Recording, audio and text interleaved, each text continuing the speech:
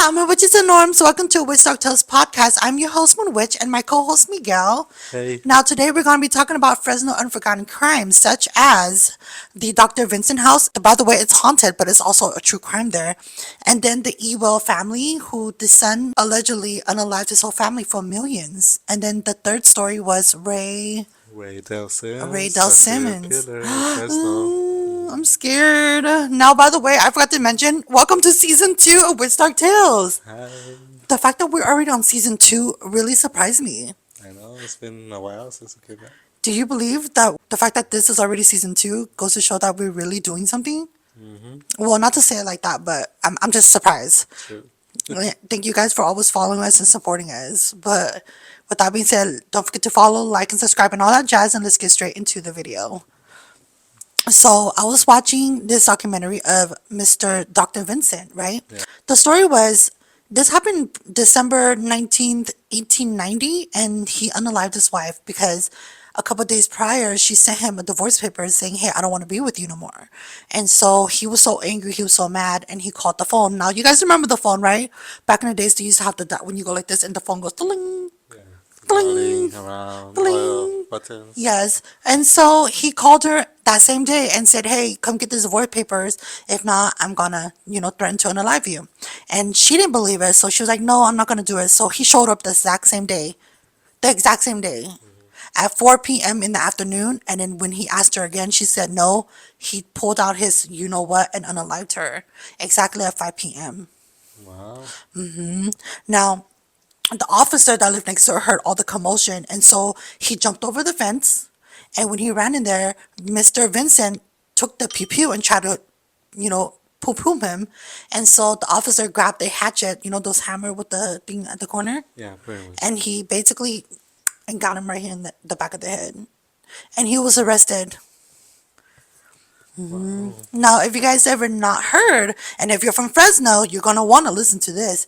The house is no longer there. There's a playground there, and this place is called Stanislaus and Broadway.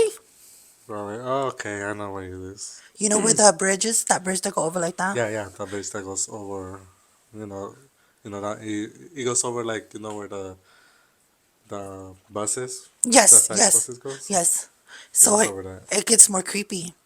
The place is no longer there, but there's a playground there called Kelpie or Kepsi. They tore down the house, and the fact that they tore down the house and then they built a playground over it in a haunted spot.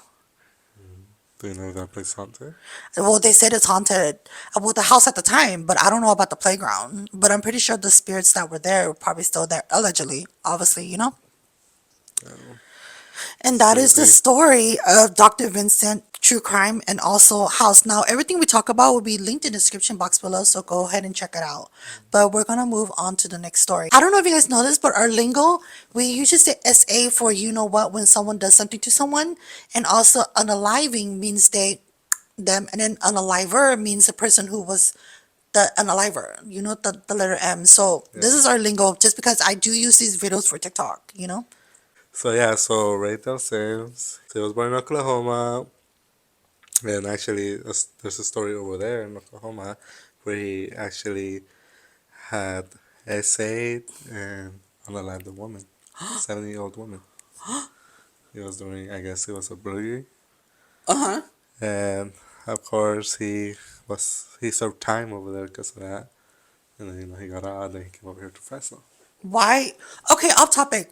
So, when people do unalivings to others or SA, how come they always get out years later? I thought that That was like part, a big crime. I thought so too, but I don't know. That's, and, allegedly, they say that, allegedly. I'm sorry, go on, Lev. So yeah, so then he came to Fresno, and here in Fresno, I guess back in the 1970s. So it was towards between 1974 and 1977. He had unalived 5 different people, and this was found in 2001. Uh-huh. So all these links between those murders, they they happened. They they investigated and noticed that he committed those in 2000. Well, he committed those in 1970s, but I didn't find out until it was 2001. Oh, like researchers. Researchers, yeah. Dang. Thank you guys for your research. Okay, so in May 1977, 1977, the name of Janet Hurston. She was 17 years old at that time, and she was burning a canal in Mendota. Oh my God. It was indicated that she was essayed and strangled with a cord, and she was actually a student from Theodore Roosevelt High School Fresno. from Fresno. We've been talking about Fresno haunted places, and Roosevelt was one of them. Mm-hmm. Very much. So yeah, so she was reported by her mother, and of course, two days prior to that, I guess she was delivering newspapers door to doors, and the last house that then I guess they found that was not delivered was under the name of David McCown. Mm-hmm. So of course, well, the police thought that was like suspicious, and they were investigating him pretty much. Mm-hmm. So he claimed that it wasn't him, but then studies showed that they found was that he he actually did it, and David was actually his fake name. His real name was Ray David Sims, or Ray Dell Sims. Yeah, Oh, so he was trying to use a cover up. he was trying to use cover up. Bro. So he says he was subsequently tried, convicted, and sentenced to life in prison, man without parole, which he was served in. He served his sentence in San Quentin State Prison. Oh, that's where he's at now. They say that also Marcus Wesson, we talked about it before. Check the playlist. Marcus Wesson is there right at the moment too. They're at San Quentin. Remember Marcus Wesson? Yeah, I remember. The That's crazy. Fresno Vampire King. You owe me a soda. Yeah, I remember. Damn. So, yeah. And then in 1996, the police investigated that another person that they connected him to was Katie Stark, who was, as they murdered in August 22, 1974. And then another person was Elizabeth Ann Ortega, November 9. So in December 2001, Sims was actually transported from San Quentin State Prison to the Fresno County Jail. Because all those, connections between what happened with those girls, they actually, I guess, belong to Fresno County. You know. So he was charged with 4 murders, 2 rapes, and in September 2008, Sim was found guilty of the Ortega murder, which he was given a second life term following month. Upon hearing the verdict, he expressed no visible emotion. He was ruled that the death penalty could not be sought, as of all the killings having committed during nationwide mortuary and capital punishment. Technically, I think they were trying to, get like the death penalty. But of course, the laws here, doesn't include that. So he was just sentenced to life imprisonment, pretty much. So off topic, by the way, how do you feel about that? And this is our opinion, nothing towards anybody. I kind of wanted to ask, what's your thought of when they don't get the death penalty? I mean, no one deserves to be unalived like that, but when you took so many unalivings to, to innocent people. It makes sense to, actually for someone like him, let's say, who actually has, murdered a lot of people, I believe that they should deserve like the death penalty. Because he took so many life. There's a lot of lives taken away from him, and those families who lost their kids or their loved ones, they deserve pretty much justice. And even though they're pretty much sentenced life in prison, it's still, I don't know, it still feels like it's not enough. Which is true. Well, respectfully speaking, I don't know. For me, I mean, I guess, and this might be coming from a biased side point of view, but obviously, I'm not saying they deserve it, but Yes, they do for taking their lives. But what I'm saying, imagine it was someone you knew, like a family kind of. And not to say that either, but it's kind of worse because when it comes to your family, you're gonna want to be biased, you know? I mean, who wouldn't? But at the end of the day, justice needs to be served. Respectfully speaking, does that make Mm-hmm. sense? And then off topic again, you guys listen to this. If you're from Fresno, we saw this video of the janitor. Well, someone said it was a janitor, and he saw a balloon floating inside Roosevelt High School. The reason why that came up in my mind because the girl, Because one of the victims was yeah, from one of the Roosevelt. victims, she was a Roosevelt student, and come to find out too, I know that she's not haunting Roosevelt because they found her unaliving at Mendota Canal, right? Mm-hmm. So for me, when I saw the video, I kind of thought like, okay, was this a spirit of the balloon inside? I mean, sorry, the spirit in the balloon, and it was going floating around. But when I saw the video, the balloon went straight, and then it reversed it back, and it went to the left of the hall, and then it went under the stall like this. And I'm like, what balloon do you know move like that? Have you seen the video already? Yeah, I saw the video. What did you think about it? I mean, it's abnormal. Because, a balloon wouldn't be like, you know? No, balloons mostly They just just say, unless they're losing helium, but then, if it loses helium, it's going to stay low. yeah, That balloon just keep going like up up and and down. down like it was being moved by a entity. With something crazy. Yeah, that is scary. And, I've been to that school, and, that little section, there's actually no airplanes, like, No, no, that part. I thought there was an AC like pushing the balloon. No. Mm. At least that little section where the balloon was between the two doors. There's no airplanes in that section. Oh, So how it's gonna go down and up and because down? the balloon went. Hmm. I don't know. I'm scared.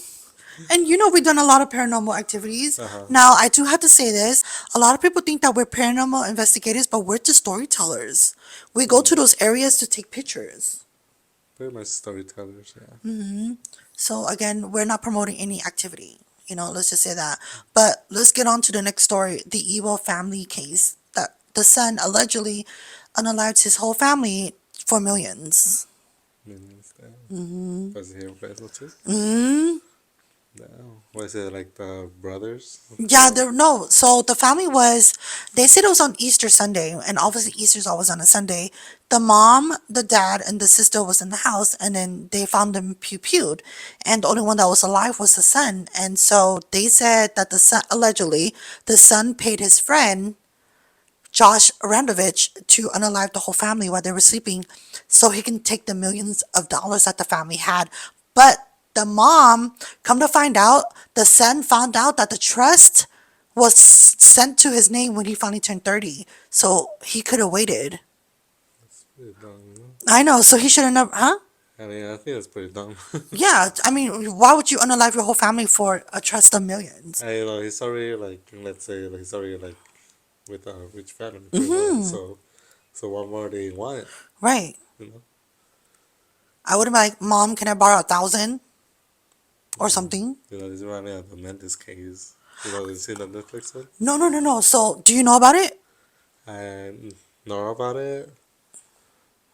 Somewhat about it. The only time I knew about it was because Kim Kardashian was like promoting that case or something.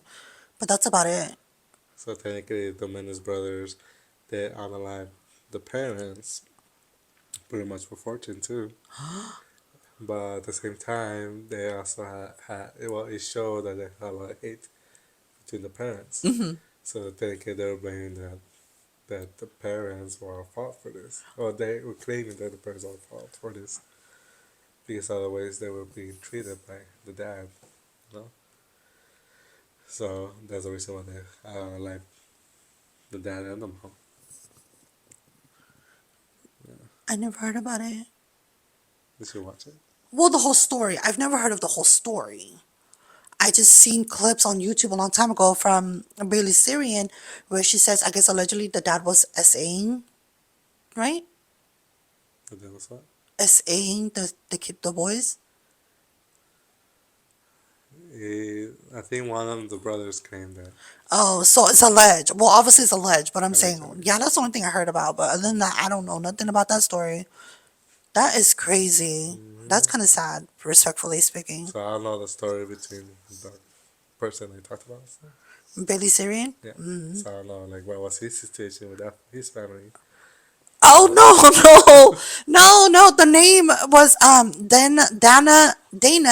Dana Ewell. I thought you said the story. I was like Bailey Syrian. no, No, no. The person you're talking about. no, Dana Ewell. Yeah, that's the story of Dana Ewell. Yeah. So I don't know what his situation is. Like, what he They just unalived. said, well, the short version is he unalived his family to get the money. But then he never found, he went to go get the money and they said, your trust fund is at 30. That's the only thing I knew. And it happened on Easter Sunday. And the house is being sold or it's already bought for $600,000. Yeah. That's a lot of money. But yeah, rest in peace to the Ewell family. And oh, by the way, the son's a religious person now in prison. Really? Yeah. He believes in the religious now, so he's all holy, you know. Mm. No hate towards any religion. We're not promoting any hate.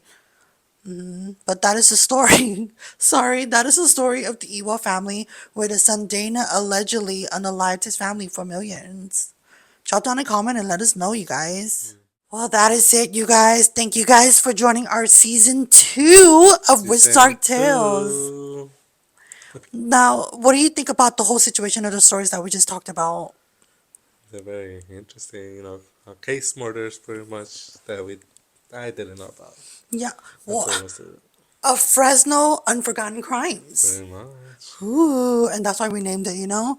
But with that being said, don't forget to like and follow and subscribe. Blessed be. Be careful out there. People are crazy. Mm-hmm. Call the cops.